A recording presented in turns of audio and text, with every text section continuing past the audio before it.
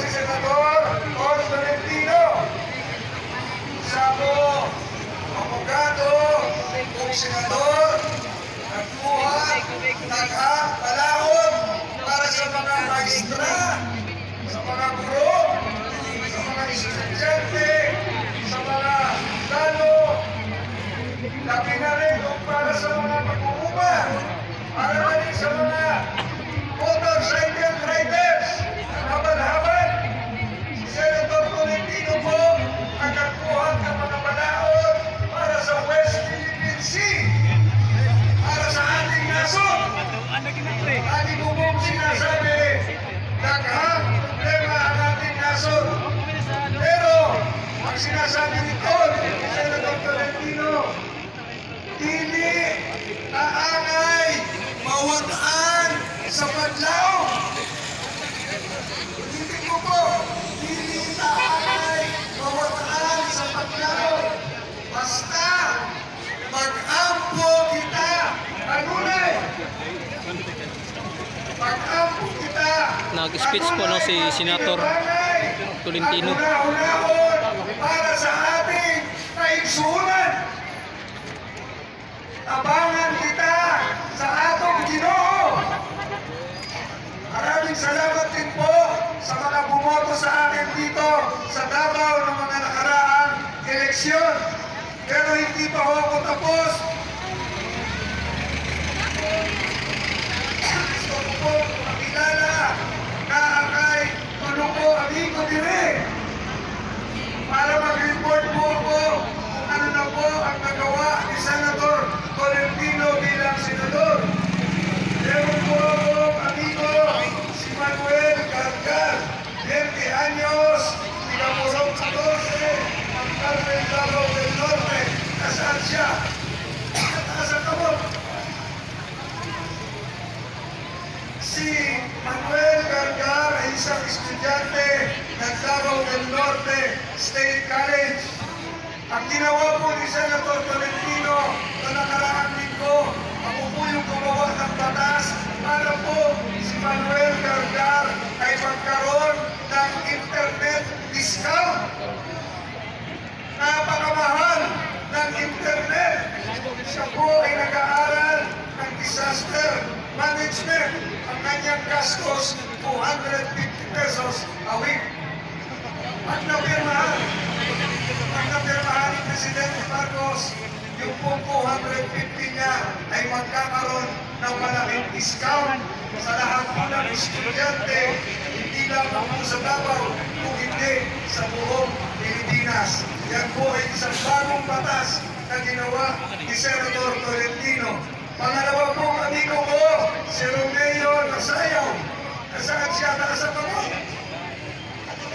Sa likod. Siya po ay taga San Juan, La Paz, Carmen, Davao del Norte. May dalawang anak, ang kanyang kinikita sa pagmawaka pangingisda ay 600 pesos a day. Si Senator Tolentino po ang nagkuha ng balaod para magkaroon tayo ng sea lanes kung saan kung dadaan yung malalaking barko at hindi maaksidente si Romeo Nasayaw.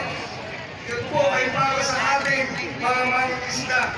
Ganun din po, ang ating barko si Chris Mortade. Si Chris Mortade ay 46 years old, Tigamurong 2.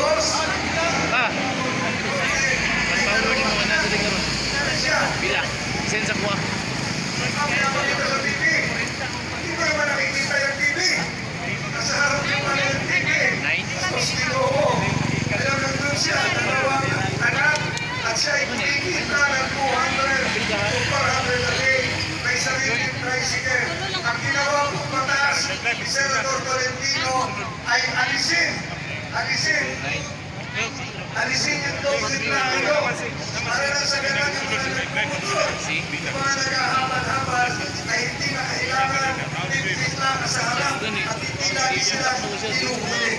Kaya yung ating mga rider, kayo po kayo ay hindi na huhulihin, inalis na natin yung doble lang ano.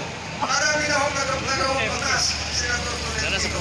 Mga tol, mga kaigsunan, Kabilang po dito, yung bagong batas, kung paano lalakas ang kuryente Ay, gikuha dito ni sa Miguel Lascaux. Davao del Norte. I-out na mo na. Ano po yun?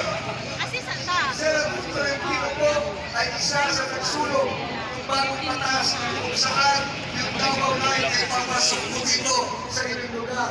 Pero hindi po tayo yan nagtatapos. Ang gusto ko po mangyari para sa ating mga kaisunan, mawala Si LL dyan. buong Pilipinas. Nandito dyan? Agad na. Sa Saan na ganila sila? Compensation, no? Gusto niyo ba yun? Sat? Pag nawala yung bababa yung kuryente, marami pa ho sana ako. Loko na ako. Nawawala na yung boses ko.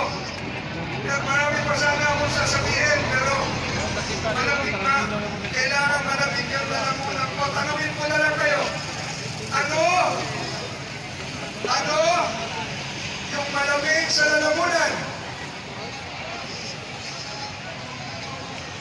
Mentol! Ano naman? Ano naman? Ano naman yung sinasabi? Hindi pag hindi. Ninenervyos. Hindi. Dili. Nara. Tol! Ano naman yung iniinom ninyo na hawak ninyo ngayon? Ano yun? Hindi! Dili! Batol! Water!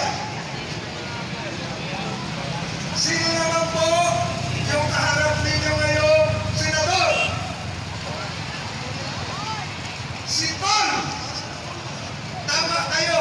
Muli po sa ating mga kaisunan sa Davao. Abangan niyo po, number 61 sa balota, dating mayor ng Tagaytay, dating MMDA chairman, ang inyong Senate Majority Leader, Tol Tolentino. Daghang salamat mga Tol. Maayong hapon. Maayong hapon. Ulitin ko po, ano po ang isa natin lagi sinasabi sa ating mga kaisunan. Daghang salamat. Tol, salamat po.